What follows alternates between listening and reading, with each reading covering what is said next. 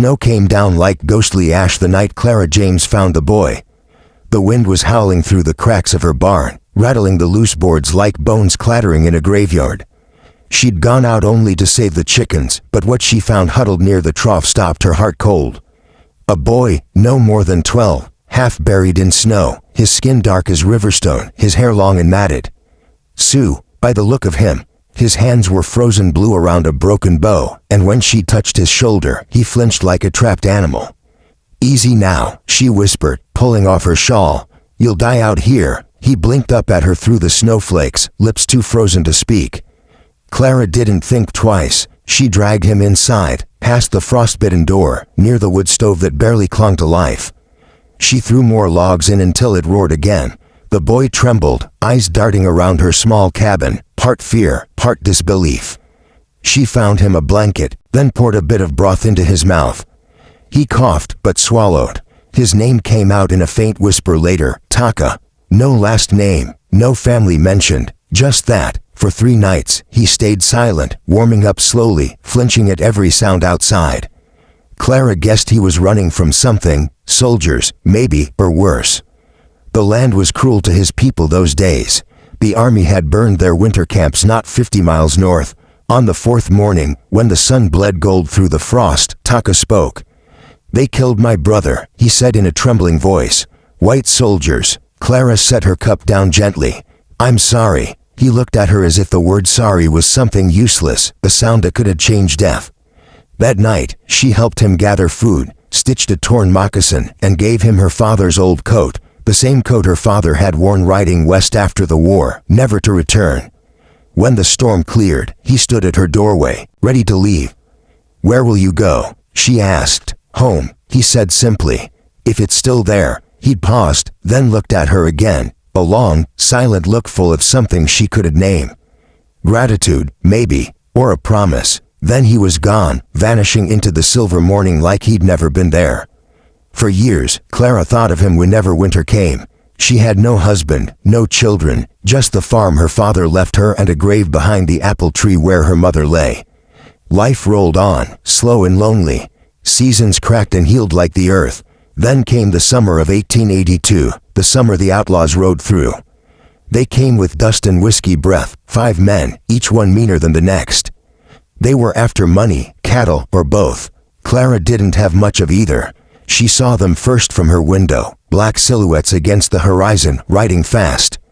She loaded her father's rifle, heart pounding like a drum. By dusk, they were in her yard. The leader, a man with a jagged scar across his cheek, dismounted and tipped his hat mockingly. "Evenin', ma'am, mighty fine land you've got here." Clara gripped the rifle tighter. "You're trespassing," he laughed, a sound like gravel grinding under boots. "Now, that ain't very neighborly." She aimed the barrel. "You take one more step, and I'll make sure you leave limping." But she never got the shot off. One of the men circled behind her, grabbed the gun, and yanked it from her hands. "Don't be stupid, lady," the scarred man said. "We just want a place to stay. Maybe a little supper." They tied her hands, dragged her inside, and helped themselves to everything. Night fell heavy. The men sat around her fire, laughing, drinking her whiskey, tossing scraps to her floor. Clara sat in the corner, wrists bleeding from the rope.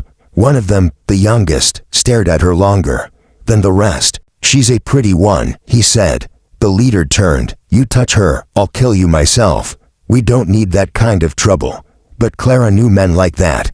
She knew their rules meant nothing when the bottle ran low. She prayed silently, though she hadn't prayed in years. Then, from outside, she heard something strange. A distant call, like a coyote. No, deeper. One of the men frowned. "You hear that?" Another chuckled. "Just wolves." But then the horses started screaming. In a flash, the door burst open, and everything turned to chaos. A figure lunged through the smoke, tall, silent, wrapped in furs and shadow. His knife flashed in the firelight. One man went down before he could even stand. The leader drew his gun, but a hatchet split the chair beside him. Bullets tore through the walls, shattering glass.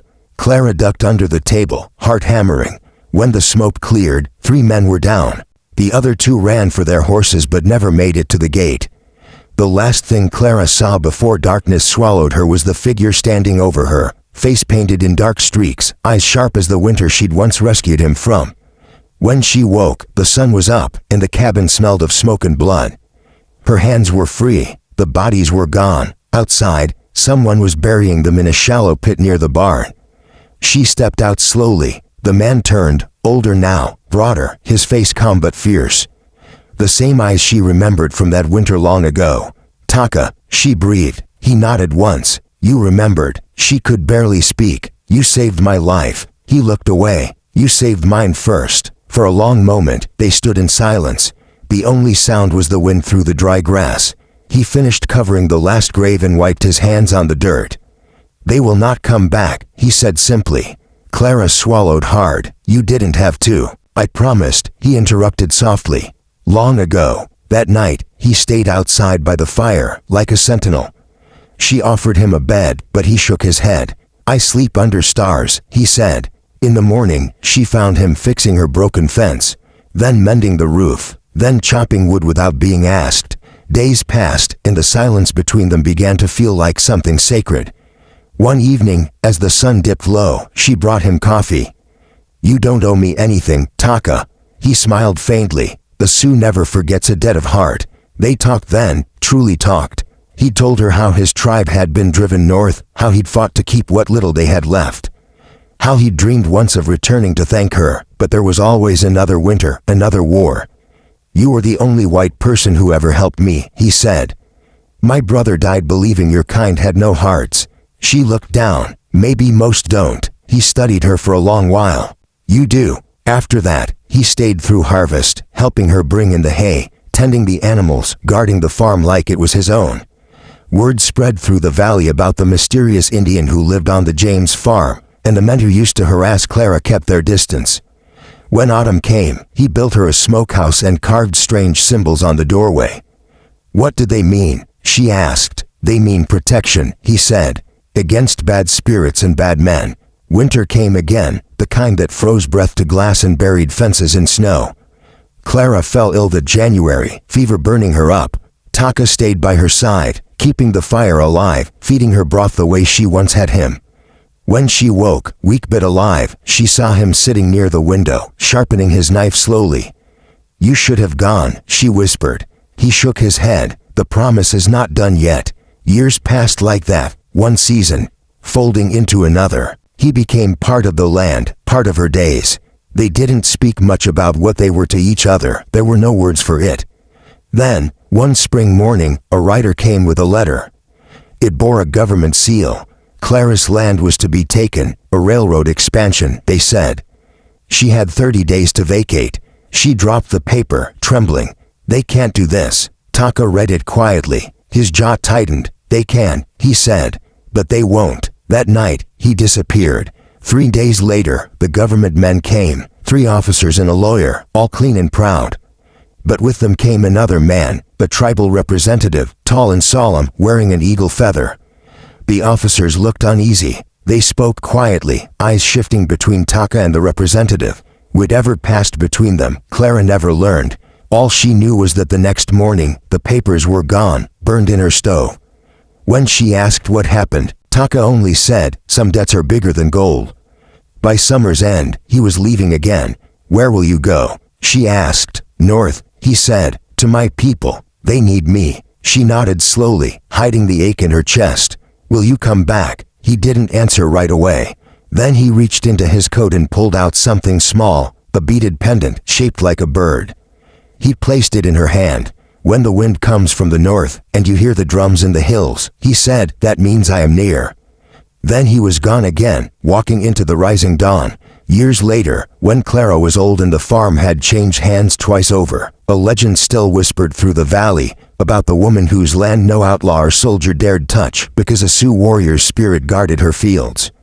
Some nights, the new owners swore they saw him, the shadow standing near the barn, watching. And when the winter winds held down from the north, carrying the faint echo of drums, those who listened close said it almost sounded like a promise kept.